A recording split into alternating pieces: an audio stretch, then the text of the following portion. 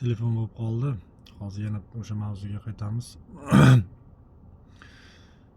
Bemorlar mana shunaqa.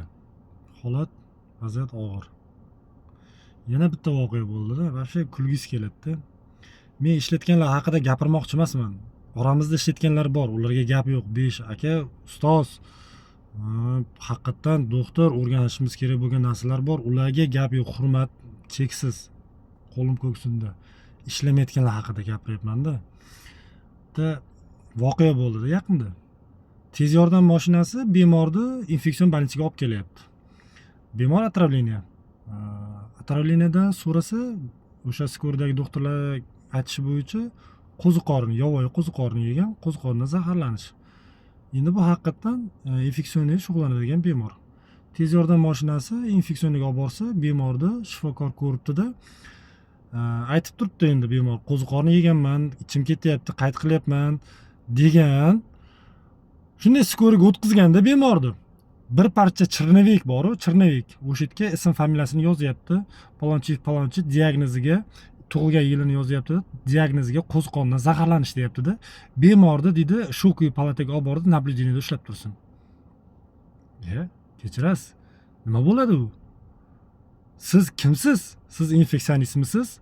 Nega shug'ullanmaysiz bemor bilan? Sizga qanaqa bemor jo'natish kerak?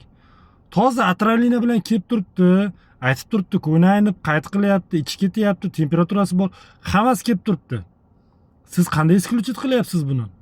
Nima deb o'zingizdan soqit qilyapsiz bu kasalni? Siz analiz qilib ko'rdingizmi? Kaprologiya topshirdingizmi? Qani yozib bergan bittasi, bitta kichkinagina parcha qog'oz u.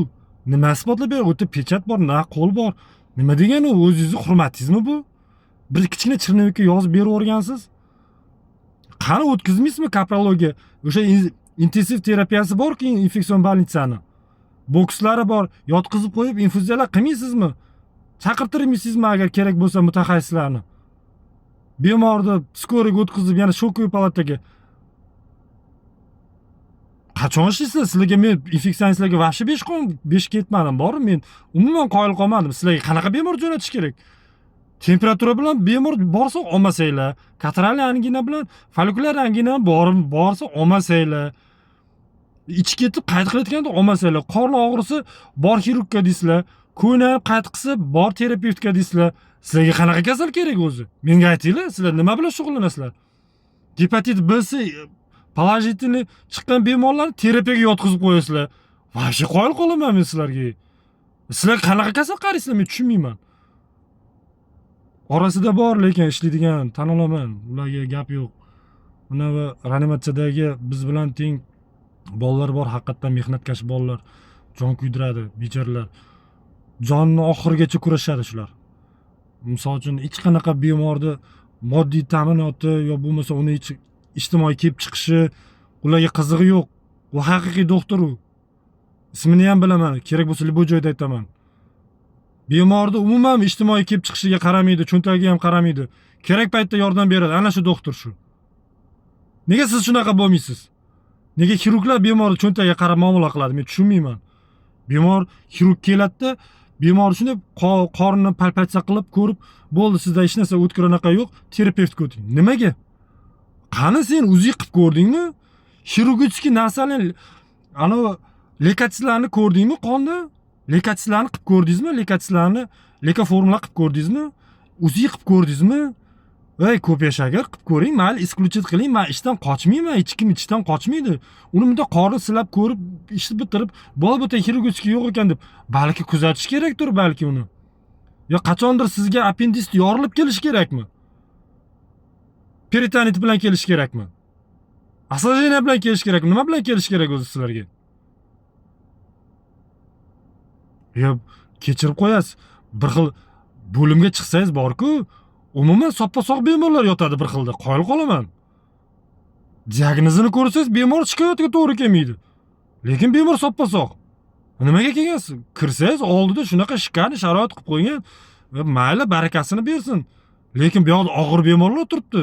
Siz yana kimdir bemor og'ir ahvolda kelsa, bo'limda joy yo'q deb yozib berasiz. Og'ir bemorga joyni qatdan olamiz kechqurun. Navbatchilikda. Tepaga chiqsang, bo'limga chiqsang, hammasi stabilniy kasal. Kasal emas ular. Soppa-sog' dam olishga kelgan, sanatoriyaga kelgan kurortga. Mayli, agar masala yo'q, kasal bo'lsa, davolanishga kelgan bo'lsa, mayli davolansin, men e'tirozim yo'q. Ular haqiqatan balki kasaldir. Lekin orasida yo'q emas shunaqa kasal bo'lmay atmoskaga yotib olgan bemorlar. Yoniga kirsangiz, oldidan mehmon uzilmaydi. Har kuni 2 mahal, 3 mahalda mehmon keladi. Qudasi keladi, boshqasi keladi. Bir dunyo produktlar bilan bo'limga katta xolasinikidek kirib ketaveradi. Tartib, intizom yo'q. Sanitarkalar qaramaydi. Xohlagan paytda kirib, xohlagan paytda chiqib ketadi. Bo'limda shovqin, tixi-chas yo'q. Bu qanaqa bu shifoxonami o'zi bu? Biz o'qigan paytda-chi, endi men hozir katta gapirmoqchi emasman akalar. Sizlar mendan yoshinglar ulug', boshqa ustozlarim bor sizlarning oranglarda. Lekin biz o'qigan paytda ham, sizlar o'qigan paytda ham shunaqa bo'lgan. Ustozlarimiz aytardi, planyorkaga borardik, bo'limda tartib bo'lardi, obxod qilardik. Har kuni pitimutka planyorka bo'lardi. Tasavvur qilyapsizmi? U joyda men o'zimni vahshiy boshqacha his qilardim u yerda. O'sha ustozlar, professorlar, kandidat nauklar doklad qilardi. O'sha hammasini bemor qanday ahvolda keldi, analizlari qanaqa, nima qilish kerak, hammasini doklad qilardi. Men qoyil qolardim ularga. Xato hammada bo'ladi. Bu yerda pitimutka, planyorkadan maqsad kimnidir aybini ochish, anaqa bo'lmagan bu yerda. Biza o'zimiz xohishimiz bilan borardik. Bizni misol uchun hech kim nega kech kelding, nega planyorkaga kelmading, nega pitimutkaga kelmading demagan. Men o'zim shaxsan o'zim sheriklarim bilan, kursdoshlarim bilan pitimutkaga, planyorkaga ertalab sahar turib borardik. Shu yerdan biror narsa o'rganaylik shu ustozlardan deb borardik. Biz ham shu sharoitni qilsak shu yerda bo'ladi-ku, akalar. Pitimutka qilaylik, shu masalalarni hal qilaylik. Bu o'rtamizda qolib ketyapti. Sanga, men sanga. Bu yerda pitimutkada bitta doktor ikkinchi doktorda aybini ochish, kimnidir kamsitish, hurmatsiz qilish emas bu yerda.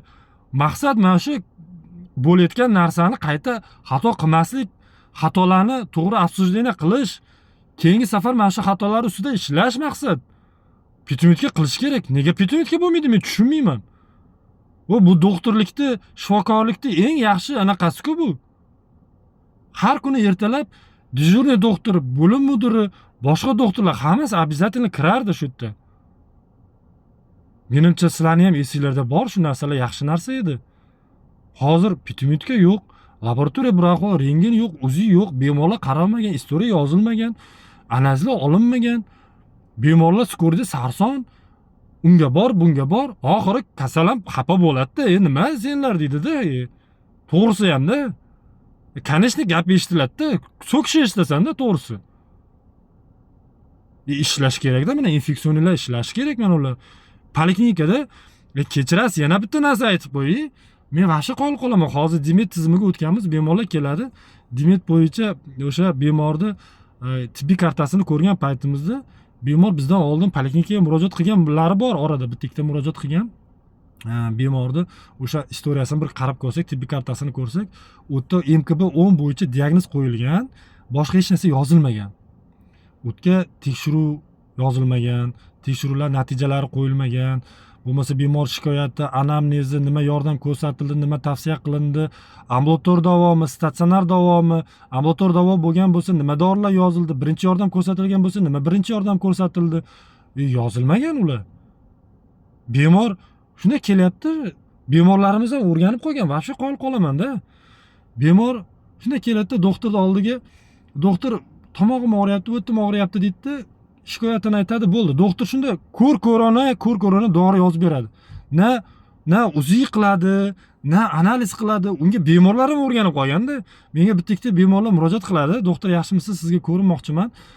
Nima bo'lyapti desam, menga deydi, mana shunaqa belimda og'riq bor, peshobga tez-tez chiqyapman. Mana shunaqa achishlar bor. Shunga deydi, назначение yozib bering deydi. To'xtab turing, kechirasiz, menga dedim, UZI qilib bering, CD analiz, qon analiz hammasini topshirib tashlab bersangiz, men ko'rib beraman. Keyin bir doktorga kelish kerak. Tartib bo'lish kerak. Men hozir diagnoz qo'yishim uchun, bemorga назначение qilishim uchun, lechение yozishim uchun bemor haqida ham anamnezini yig'ishim kerak, tashxislarni to'g'rilashim uchun analizlari, tekshiruv usullari hammasi to'liq bo'lgandan keyin tashxis qo'yiladi. Tashxis to'liq bo'lgandan keyingina lechение qilinadi. Bu bemorlar hozir to'g'risi men ulardan xafa bo'lmadim. Men tizimdan xafaman faqat. Bemorlar shunday o'rganib qolgan. Chunki doktorga boradi, shikoyatini aytadi, dorisini yozib beraveradi, bo'ldi. Lekin hech qaysi doktor aytmaydi, analiz topshir, unaqa, bunaqa demagan. Hozir bemorlarga analiz topshiring desam, ensasi qotyapti. Ana odamni ovora qilmang. Qanaqasiga ovora qilasan? Men sen haqingda ma'lumotni oldim, mana anamnezingni eshitdim. Endi shu tashxisni aniqlashim uchun menga tekshiruv usullari kerak. Tekshiruvlarni o'tkazib bering. Men sizga anaqa tashxis qo'yib, nasachini qilib beraman. Masala emas, men ishdan qochmayapman. Ularga aytsang, ular doktor o'zidan soqit qilyapti, qochiryapti deb o'ylaydi-da, noto'g'ri. O'zi aslida bemor haqida anamnez, tekshiruv usullari to'liq bo'lgandan keyin lechena qilinadi. Akalar, opalar, bu xalqimiz ham o'rganib qolibdi. Doktorga shunday boradi, shikoyatini aytadi, dorisini yozib beradi, bo'ldi. Jana vaqti bo'lmasa aptekaga kirsa, ana tomoq og'riyapti, burnim bityapti desa, aptekachi ham berib yuboryapti. Vaqti qo'yib qolish kerak. Mana elektron tizimni joriy qilinishi bekorga emas. Mana shu ko'p bemorlar antibiotiklarni ko'r-ko'rona olaverganda mana shunaqa allergik reaksiyalar, anafilaktik shokdan nechta bemor ketdi, ko'zimiz oldida ketdi. Yordam qilasan, u agonalniy состояниеda kelyapti bemor. Nima bo'lgan? Aptekadan Ceftriaxon olgan. Kim yozgan? Назначение bormi? Yo'q. Nimaga beradi? Aptekachi men dedi, savdo qildim dedi. U biznesmen odam u. U doktor emas. Nimaga aptekaga borasizlar? Sizlarga javob bermaydi-ku. Ozgincha vaqtinglarni ayamasdan o'zingizlar joninglar qadriga yetib, ozgincha vaqt ajratib, doktorga kelib, tekshiruvlardan o'tib, shunda назначение qildirib olish qiyin ish emas, menimcha. Bilmadim. Qo'ldan kelguncha shu masalalarni hal qilishni o'ylab ko'rish kerak. O'zi bu masalalarni ijtimoiy tarmoqqa qo'yish niyatim yo'q edi. Chunki endi o'tib ketdi-da, to'g'risi. O'tib ketdi. O'tib ketgandan keyin gapirdim. Pitimitika bo'lmaydi. Kimdir seni dardingni eshitmaydi. Faqat mana shunaqa. Endi rahmat e'tibor uchun kommentariyada.